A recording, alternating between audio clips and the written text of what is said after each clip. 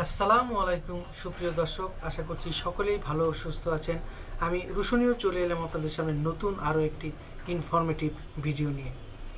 2018 সাল থেকে Indian visa application সেন্টারগুলো ভিসা প্রসেসিং চার্জ নিচ্ছিল। বাংলাদেশে 800 টাকা তারা চার্জ নিচ্ছিল এবং কি যারা এই টাকা লেনদেন করে থাকে তারা 24 টাকা করে, মোট 824 টাকা করে এতদিন পর্যন্ত দিতে হচ্ছিল।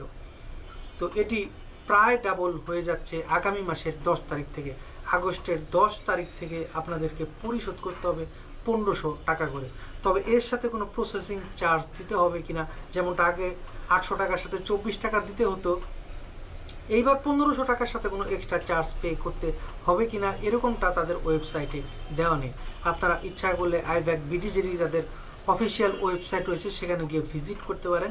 সেখানে লেখা রয়েছে আগামী মাসের 10 তারিখ থেকে সকল ভিসা এবং কি সকল সেন্টারে বাংলা টাকায় 1500 টাকা করে পরিশোধ করতে হবে এবং কি এও লেখা রয়েছে ভিসা কিন্তু তারা একদমই ফ্রি দিয়ে থাকে।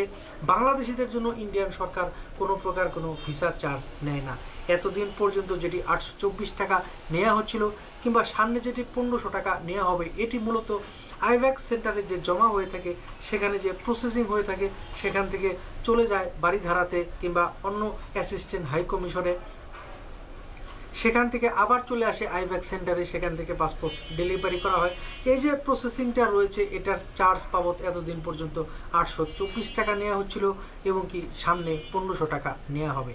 তবে ভিসার যে আলাদা একটি চার্জ রয়েছে সেটি বাংলাদেশিদের জন্য একদমই বিনামূল্যে। আর ভিসার রেশিও সম্পর্কে অনেকে আগের ভিডিওতে জিজ্ঞেস করেছিলেন। ভিসার রেশিও কিন্তু আগের থেকে অনেকটাই বৃদ্ধি পেয়েছে। ডবল এন্ট্রি ভিসাও মানুষ এখন অনেক আগের থেকে বেশি পাচ্ছে এবং কি মেডিকেল ভিসাও যারা এর আগে 2-3বার ট্রাই করে ভিসা পায়নি তারা কিন্তু দেখলাম রিসেন্টলি ভিসা পেয়েছে। আর যে স্লটের ব্যাপার ছিল, স্লটও কিন্তু অনেকটাই বৃদ্ধি পেয়েছে। এখন প্রায় 1500 স্লট দেওয়া হচ্ছে ঢাকা যমুনা ফিউচার পার্কের মেডিকেলের শুধুমাত্র দেওয়ার জন্য। 50টার মতো দেওয়া হচ্ছে এন্ট্রি ভিসা, 50টা ডবল এন্ট্রি ভিসা। এরপর নতুন করে শুরু হয়েছে বিজনেস ভিসার স্লট দেওয়া। ঢাকা থেকে কিন্তু অনেকেই রিসেন্টলি বিজনেস ভিসা পেয়েছে। যারা আগে পূর্বে বিজনেস ভিসা করা ছিল তাদের যদি এখনও ইন্ডিয়ার সাথে বিজনেস থেকে থাকে কিংবা বিজনেস কোনো মিটিং সেখানে করতে হয়, তাহলে কিন্তু খুব সহজেই তারা বিজনেস ভিসা করতে পারে। বর্তমান সময়ে সকালগুলোতে বেনাপোল বর্ডারে কিছুটা ভিড় রয়েছে। আর রেট সম্পর্কে যদি এখন বলে দিই, 70 টাকার কিছু আশেপাশে রয়েছে বর্তমান এক্সচেঞ্জ রেট। আপনি বাংলাদেশি 100 টাকা দিলে 70 রুপি কিছু পয়সা এদিক সেদিক হতে পারে কিংবা স্থান ভেদে কিছুটা কম বেশি হতে পারে।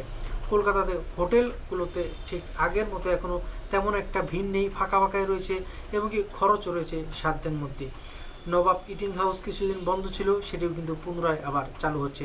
আর ট্যুরিস্ট ভিসা সম্পর্কে অনেকে জিজ্ঞেস করছিলেন, অনেকভাবেই নানান আনঅফিসিয়াল খবর পাওয়া যাচ্ছে যে খুব শীঘ্রই হয়তো ট্যুরিস্ট ভিসা খুলে দেওয়া হবে। তবে এটি কোনো অফিসিয়াল তথ্য নয়, আনঅফিসিয়াল অনেক জায়গা থেকে এই ধরনের তথ্য পাওয়া যাচ্ছে।